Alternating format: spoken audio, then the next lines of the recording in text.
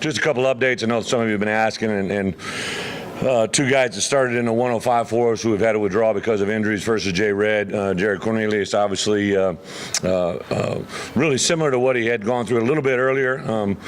Just a little bit of a back issue that we want to address. They want to give him some time away. That time away worked out pretty much coinciding with the start of classes. So what we do by NCAA rules, when someone is in a position like that, we kind of measure how long they're going to be out, whether we need to bring someone in to replace them just because of the number of legs in camp and what best interest fits them. So with Jay Red, all of his experience, we could have kept him in. He'll probably be ready a little bit before school starts, but just because of who he is, the maturity he has, we opted to bring in someone else. He's here on campus going through the rehab and watching film on his own, doing everything he can by NCAA rules to be back ready to rock and roll when classes start. And again, because he's played so much, felt pretty comfortable doing that. The other one that was unforeseen or unplanned, obviously, was TJ Hammonds. TJ, in a routine play last week during practice, got basically a knee injury, an MCL sprain that is going to limit him for about 3 to 4 weeks. Could have him back possibly the week before we get ready to play FAMU, if not for the TCU game for sure. So he's been having nice progress. Was probably going to be, a guy that was a reserve role for us at wide receiver and at running back. But he's a pretty quick healer. He's had great spirits. He's in my office today, very, very enthusiastic and energetic. So those are really the two casualties at this point. You saw a couple guys today. Just an update. Armon Watts. Don't know the exact details, but I heard him yell during the play. He got basically a bruise on the elbow. Was pretty tender and obviously an injury, but nothing that should be significant as far as loss of playing time or anything like that. And Armand's had a really, really good spring, summer, and fall for us. So we're excited about him going forward. And then who was the other guy? Dylan Hayes. Dylan Hayes, we moved to defensive line. Dylan just rolled up his ankle a little bit on the backside. I did see he's in a boot there. Don't know the specifics other than it wasn't real severe. An ankle sprain, should be out for a short amount of time, but don't expect extended time. And then Scooter Harris, again, was rolled up from the backside, I believe. Nothing of significance to the knee. We were going to brace him and put him back in there, but I felt at that point we're in that second half of the scrimmage. He'd played really well. Just go ahead and sit him for the rest of the day and shouldn't have any lost time with him as well. I know he's braced up, but just kind of precautionary.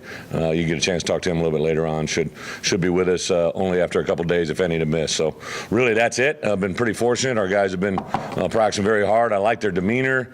We've had actually classes all the way till Friday. We actually finished up with our finals on Friday, had basically about 80-90% of our guys in classes all the way till Friday, so we were balancing that in conjunction with practice. Now it's kind of nice to put that behind us. In the next 2 weeks, we truly do have fall camp like most of fall camp has been, but with the NCAA rule change, we had to combat the summer hours the last 10 days. So now we're class free. We've got 2 weeks planned out. We're going to grind it out pretty good. Monday, Tuesday, Wednesday. Back off a little bit Thursday, Friday. Get another good scrimmage next Saturday. The NCAA makes us have a mandatory day off. That'll be all Sundays up until we report to fall camp. Once we report to fall camp, I'll play with the day off a little bit here and there because our first game is on a Thursday. They'll let you be creative with that, but our players know that we'll maximize their time away from here as well. So I really like the demeanor of our team. I think our guys are all work. I've kind of stressed with them and hit with them since last January. A team with few distractions usually focuses better, and they've kept their names out of the headlines for the wrong reasons. They've done a lot of really good things, and I like the fact that they're just letting us concentrate on football and academics and being good people, and I think good things will happen. So with that, I'll open it up for questions. Got to get the mic. Yep. Murph. Oh. Coach, for someone, let's say for someone who hasn't seen Devwah Whaley play a whole lot, how would you describe his ceiling level to them, and do you feel like he's ready to take on that? How do you feel like he's ready to take on that number one role? Great question. So Devwah, in my opinion, when I recruited him, thought he probably had one of the better full-speed jump cuts and movements as a running back that I'd seen in my career. We were really in a hot battle with him in recruiting, and I was very excited when we landed him. And then last year, as the season wore on, we really thought in certain situations, he was a guy that we thought would beat out Raleigh, if not by the end of spring and the fall, and hasn't done anything to disappoint us in that regards. I think today he showed he's got some things. I think the greatest thing right now is we really had some answers today given to us behind him. David Williams and also Chase Hayden showed some really good things, and it was fun to see when David had a play or two. The first guy to congratulate him was Devois. So I'm excited. I think Devois also has really good hands. He has the burst that gets you excited. So I think he's got kind of the bag of all tricks. Yeah, Brett, didn't I guess Headland wasn't dressed out. I don't think we saw Tut, and just want to Cole Headland. Cole Headland, you're right. And also, it looked like Mazza was 5 for 5. How's he doing in camp? Yeah, so first, Brito Tut did. He actually reported, I think it was last Thursday, kind of landed on that knee that he had had injury in the past. Just had a little swelling, so we opted to, I pulled him out of contest Thursday, Friday, Saturday in the hope that we could get him going by Monday. He'd had a real, he's put on about 15 pounds, looks real good. So we pulled him out just strictly. He had some swelling, nothing structurally. He just had a knee that got banged in the wrong spot, and that had been his knee that he missed last year for. So that's why we did that. And then Cole Headland had been hitting fairly well, but last week had a little soft tissue with his kicking leg, groin area. So I wanted to see what the young kids could do, so we just sat Cole down. He'll start back with us on Monday. And yeah, Blake Mazza, we call him the Mazda. We'll see if he jumps up in classification after his performance today, but he was 5 for 5 and very honest. I saw him hit one low one. I go, "What'd you do, bro?" And he said, "I hit the ground first." So at least he's honest. Still went through, but a kid that's kind of exciting. We've put a lot of pressure on him. He's handled it well. Yep. Will Gregg and Will Gregg, yep. Jeremy Patton also. Yep, Will Gregg. See, I knew you guys were getting on your A game. Will Gregg, I believe it was last Wednesday or Thursday, had a kind of a helmet-to-helmet with one of our defenders during practice.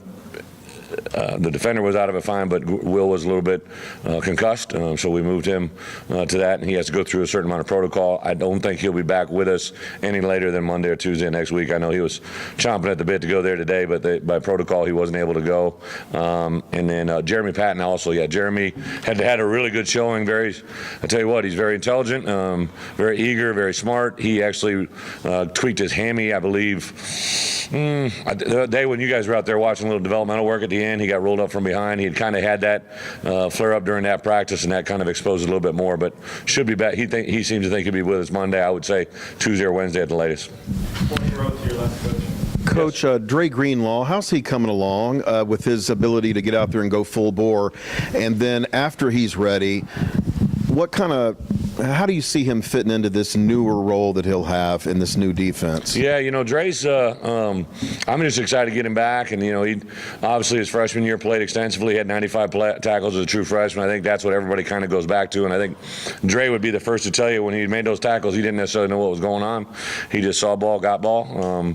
Was playing pretty good football last year to the Alabama game, and then obviously came back and got injured in the bowl game, missed the spring. So he's right on the cusp. I think he really wanted to go today, but we felt it was just better to hold him today. He went through full speed warm-ups and got involved in the scrimmage. I think next week we'll involve him for sure in the heavy work days and find out exactly where he is. I think he'll be played at that will. Our two, if we were to start a game tomorrow, it would be him and Scuda at Mike and Will respectively. But we've got some guys now that have gotten quality reps because of his absence. But I think Dre is just excited to get out there and hopefully start running around in this defense that I think could fit him very well. Last one, I promise. Brandon Martin and also Giovanni LaFrance had I think 3 TFLs against the one offense. So Brandon Martin too. He really we did thought there was a chance he might go today, but he's got a little soft tissue as well in the back. But will be back with us on Monday, full go. Just didn't feel it was in his best interest. Missed the last 2 days, so he'll be back with us on Monday and has played very well. Caught the system and hopefully he's going to take a big jump. What I'm excited for these next 2 weeks is we're going to have some good production with those young guys, and then also Giovanni LaFrance, a guy that missed a little bit of fall camp last year, and then also redshirted, changed his body during the winter workouts, has leaned up quite a bit. I believe he had 3 TFLs, like he said today. He's an explosive player. He's a kid I saw on film, and excited because at linebacker we kind of need another guy or two to come along. All in the back, Coach? Yep. Coach, can you talk a little bit about Santo Ramirez and Corey Hernandez and what contributions they can bring to the upcoming season? Yeah, I'm very, very excited about Santos Ramirez. Santos is a guy, since we recruited him, he definitely looks like Tarzan, and very well, God gave him a lot of gifts physically, and he has been a little bit banged up. And, I think he gave a talk the other night that I thought, as a captain, and just the growth that he's had since last January has been sensational. Talked about the respect that you got to give back to the game, that he didn't maybe take care of the body, hydration, soft tissue, all the little things that add up to big things in the end. And he stayed relatively healthy, had a really good spring, really good summer, and obviously got voted captain, and I'm very excited about him. Corey Hernandez, you saw him get called for a holding call over there today. Definitely a high-spirited kid, great intelligence, very fun to be around. Unfortunately tweaked his hammy last spring, but shows us he's got a chance to be a player. So he's got a redshirt year if it needs to be there, but I think a guy that's probably on that cusp of being ready to either play or redshirt. Yeah, hey, Brett, I got a couple for you. Yeah. A couple small picture. Coylin Jackson's catch today, and then overall thoughts about the defense and how it played in the 3-4. Yeah, so the first one, Coylin Jackson, obviously you saw him make a great catch over there in the corner against, Ryan Pulley, who probably arguably between him and Andre are two best corners. Coylin's made several plays like that during camp. He's a freshman. He's big. He's athletic. Obviously, mom and dad raised a great kid. He's eager to please. I think Mike is just very excited, as well as Coach Enos, about what he can bring. I would say of the group of freshman receivers, I think you should wire in, and besides the 3 junior college players. So we hit on all 3 junior, Jonathan Nance, Brandon Martin, and Gary Cross, all been very, very, very pleasant surprise, or however you want to say it. They've been fun to be around during fall camp here. Jonathan Nance been a little bit dinged up, but he battled back today. Gary Cross catches everything you throw at him. He's just eager beaver, and he's only been here about 3 or 4 weeks. And then B. Martin, we already talked about. And then I think the freshmen, the 3 that kind of stand out a little bit, Gerard Barnes out of Cabot, right? He's athletic, very, very intelligent, a guy that I think will help us a lot. I think also Coylin Jackson that you just mentioned, and then there's one more. Huh? No, with Davion Warren. Davion's probably the one, if we continue to adapt him and see exactly, because I think he can bring us a little bit more in the return game. Malik Barkley will probably be a redshirt guy, and that was it for the White House. Then I had a big picture question, too. Defense? The factors that go into being a contending team, how many of those do you feel like you're on that route? I think that a lot of defense is about your swag, about your confidence, about the way that you feel about yourself before you walk on the field, and I think our guys have gotten very confident.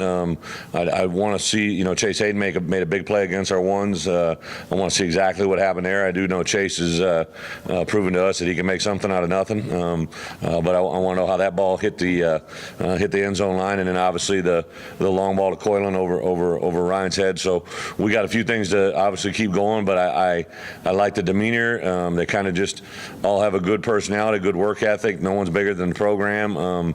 Got a lot of guys, they're not really a lot of stars, just a lot of guys that work. But it was fun to see a couple guys make plays today, especially at the linebacker core. And then you have some guys that are unsung heroes that just kind of show up and have a lunch pail mentality that I think will be really good players for us. But I like the diversity that the 3-4 brings. I like the response that they've given their coaches. I think John Scott and Chad Walker have been good hires for us. Throw that in with Vernon and Paul, and we got a good scenario. To your left, Coach Nate. I guess D. Walker, I think, may have gotten banged up. And also, just how do you feel Grant Morgan has done with as much opportunity as he's had? Yeah, I think D. Walk's had a shoulder. He's been nursing around a little bit. It hasn't taken him out of anything, so maybe you saw him over there working, but I know he's in at the end. So he's not limited anyway, just a shoulder he needs to continue to rehab and work on. And then Grant Morgan's been exciting. He's a guy that shows up play after play. I think Vernon and Paul would tell you that he's probably one of the more intelligent players on our defense side of football, just knows every position inside and out. Once you say it, you better know it. I know I was talking with coaches at Greenwood, and they made comment that Grant, during his time there, probably knew the offense, defense, and special teams better than any coach that was there. That's what kind of kid he is. He absorbs everything, and anything that we tell him, he is able to regurgitate it without any waiver. First row to the right. Hey, after what Frank Ragnow went through last year, how have you seen him change or maybe grow coming back both on and off the field? Yeah, great question. So Frank and his growth to, he's probably leaned up even a little bit more. It's kind of funny. He's 315 pounds, and, a lot of people would, by looking at him, think he looks like 280, 290. Just he's done a tremendous job in the weight room, very powerful. I think, the scouts are going to be impressed when they see what he weighs, because he could be a 320, 330-pound guy that runs really, really well. I think he I give a lot of praise to his mother. She, I know, continues to work with him. I talk to him as much as I can. He'll pop in your office and just sit down and talk a minute. And I explained to him, hey, the days that you've had are normal. I lost a sister early in life, and so many people reached out to him when that happened. I think he's just, over the course of time, been able to grasp it. He's never going to lose sight of it. His dad was a tremendous person in his life, and I think just as you go through time, that gets a little bit easier. Never forgotten, but I think that's probably helped him. And I think the other part, Frank always gravitated towards the older players, and even when he was a younger player, he was very close with, now Travis Swanson was back all summer, so to have a guy that might be one of the more premier centers in the league that's a free agent this year to work out with him every day was pretty cool for him. In addition, him and Sebastian are really close, him and Skip, so I think to see those guys now playing at that next level has been able to always give him that focus. First row to your left.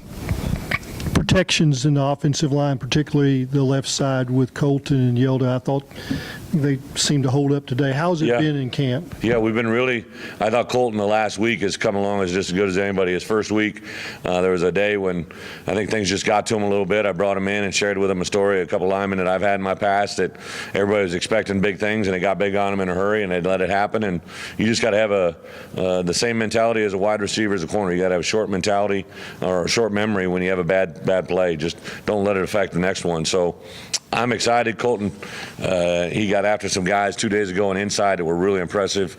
Today there was really one play where they gave up some leakage, but I think it was more on the back protection than him. So he's taking a lot of pride in it. I think him and Yelda in particular over on the left side. Yelda had that one offsides, and I jumped in his cam pretty good. His strength has got to be his mental game, and I like the progress those two have made. Brian Wallace has made some nice strides as well. So I think we'll keep pressing those guys over the next 2 weeks. We're going to really press, those guys as well as our top backups in the offensive line to come along. Go to your right, Coach Dudley. What's the latest with Monteric Brown? And also, you've had a lot of scholarship or commitments come along. Where are you at in terms of number of scholarships in that 2018 class when you include the blue shirts? I talked to Buster Wednesday night. We're right in the finishing steps. Really, I think everything that we've been told, if everything holds true with what they believe it's going to be and what it is on paper, it's going to take paperwork processing. I don't think I was kind of hopeful that we might get him in, at some point before classes start. But unless there's somebody that drops out, maybe 3 or 4 days out, I think he'll probably be getting eligible or ready to be cleared by the NCAA right about when school starts. He's done a tremendous job of working very hard to get. Obviously, we would love to have had him here 2 months ago, but sometimes it doesn't work out the way you want, and the kid's never lost sight of that. So I'm excited about him for that regards. And then as far as we have a small class. And I can't talk a lot of specifics, as you know, with 2018 recruiting, but it's been fun from the standpoint it's a small class, so you got to be very selective. I think our first 5 or 6 commits, not that I care about ratings, but we're all highly rated kids on not only on our boards but nationally, and this group seems to take a lot of pride in what they do together. Even when one kind of fell the other way, the others quick rallied, So I like the way this class is building up, and should be a typical class, but smaller in numbers. The only thing that may change, obviously, is if you have unforeseen transition. A few juniors, maybe if they come out early. I think the part I've learned here is never be surprised in December.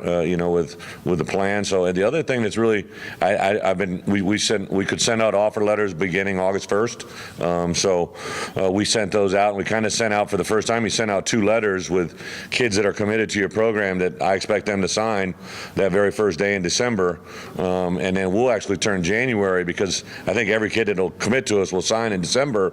We don't play that hat game on signing day, you know. So we'll actually use January kind of as our January like we would in May. So it kind of escalates everything up a little bit. Third row to your left for the cameras. Hi, Coach. Can you speak briefly about how Kevin Richardson has come out of the summer and going into fall camp and assumed the leadership role that you've given him as captain? And then also, can you speak briefly on how having him and his brother Two Rich has impacted the family dynamic of the program? Yeah, you know, K-Rich has been a guy that I've loved since day one.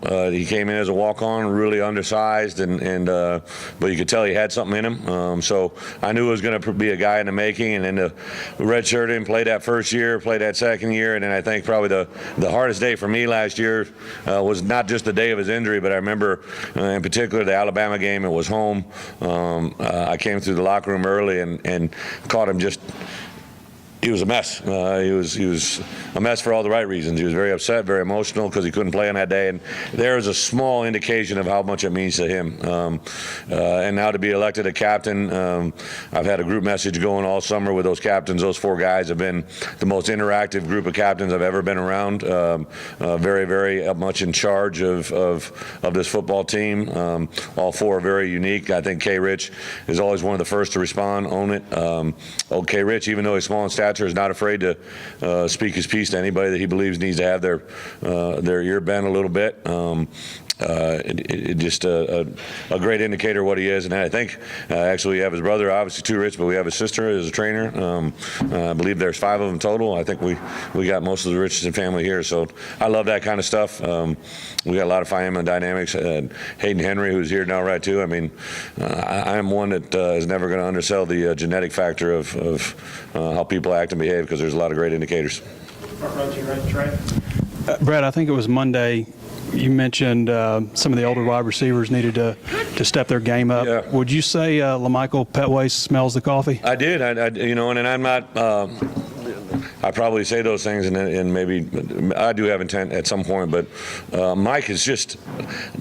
So Mike's whole recruiting story is so unique. You know, he was committed to Ole Miss. He was in a situation where he could have just went the other way. We played a little recruiting game to get him here, which showed me that he loved Arkansas. I always used to give him heat. He used to wear the same shirt every Saturday, so I'd see this guns out, piped up player over there on the sideline, and I love the kid's demeanor and who he is and what he is. And again today, though, you know, he had 80%. He's 80-20 for me right now. I need him to be 100. You know, and he made a couple good plays. He had the holding call that brought the play back. Makes a couple ridiculous catches. He's by far had the best growth in the last 10 days in our program since he's been here.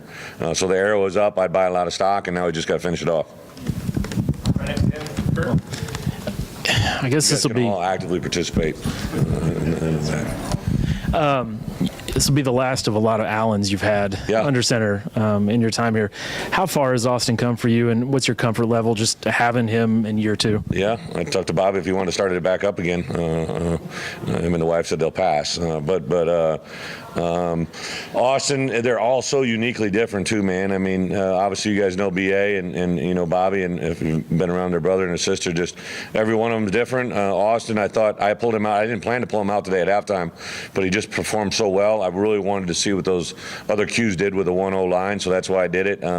Austin's competing against, I think, against all the other quarterbacks in the SEC. He's not competing against anybody here. He's really learned that for us to get to where we want to be, he's got to do that. You know, I've kind of been throwing some stats at him, maybe quarterbacks at other leagues that have basically the same numbers and where they are in the national spotlight versus where he is, and a lot of that is just winning. You know, his numbers are comparable or better than a lot of people. Now, I don't sit around and create hype, you know, and so there's a lot of guys that haven't fired a shot or getting a lot of hype, and I just kind of like it that way. And I think Austin buys into it, but the kid's been locked in. I'm gonna cherish every moment I have with him.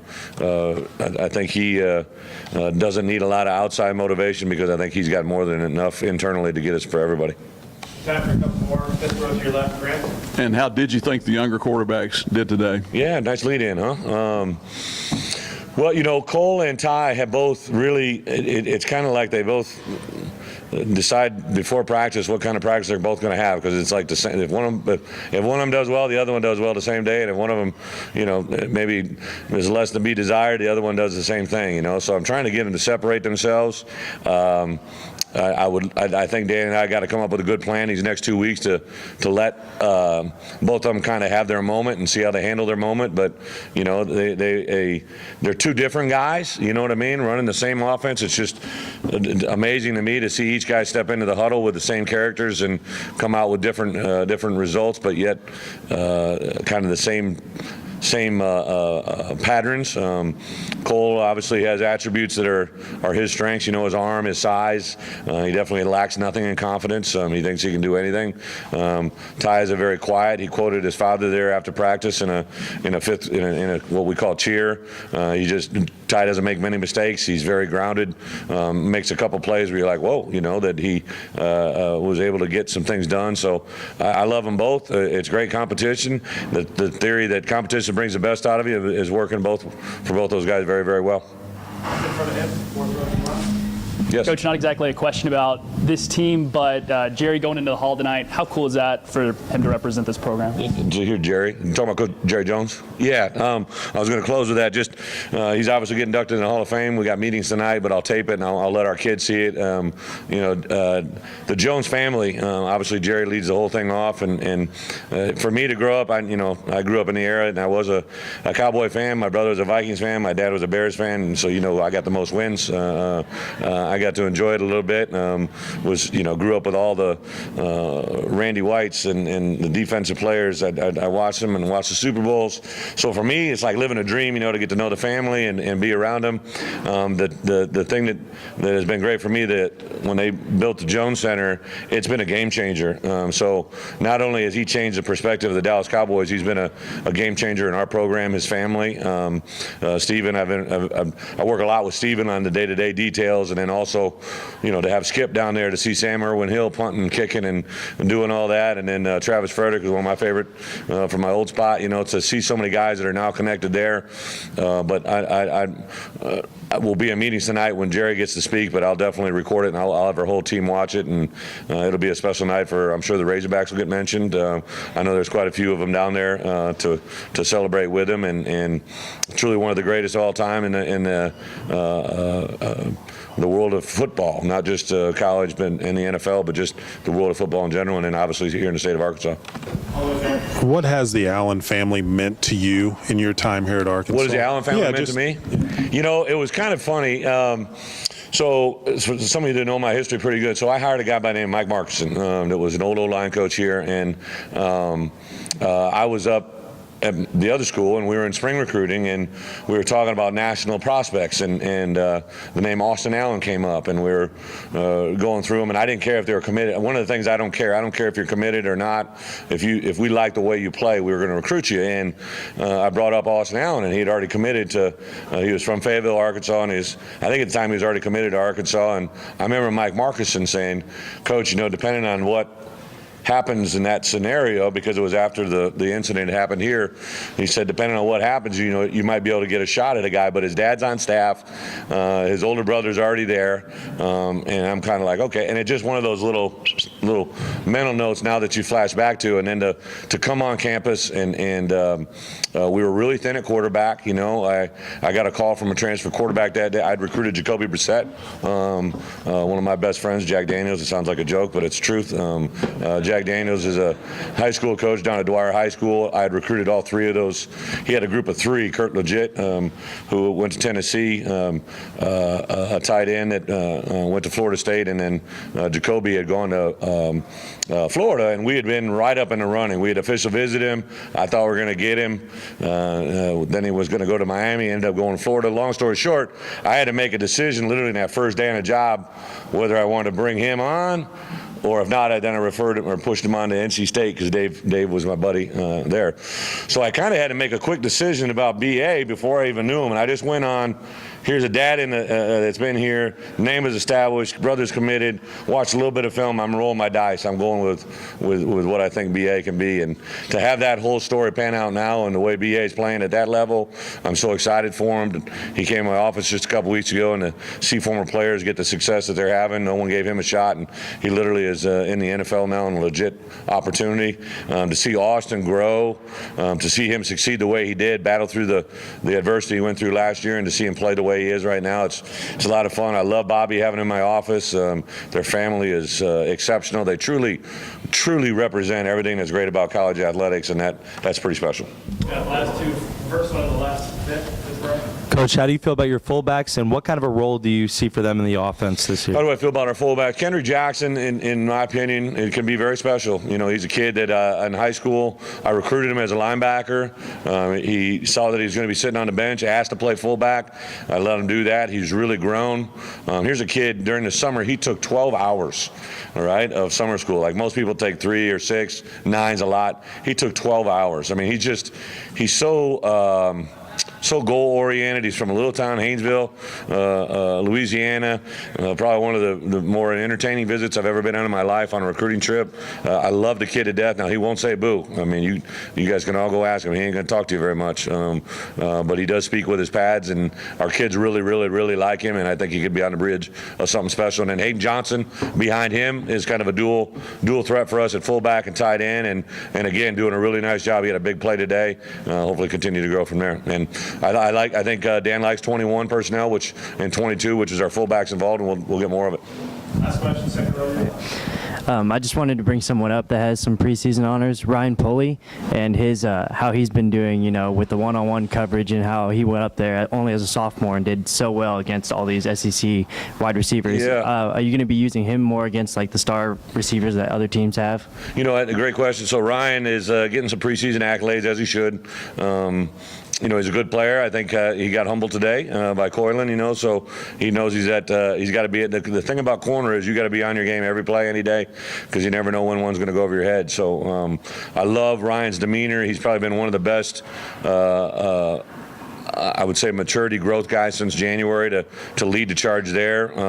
He's his own independent soul. Once in a while I'll send him a tweet and he'll just look at me and smile. I love building a relationship with him. He's one of those kids out of Florida that was, in my opinion, totally under-recruited and is going to go on. And I think he'll have a good junior year, and maybe in January or December we'll have something to to talk about. But if he continues to grow and play the way that he can, I think he's going to be one of the premier players on our team.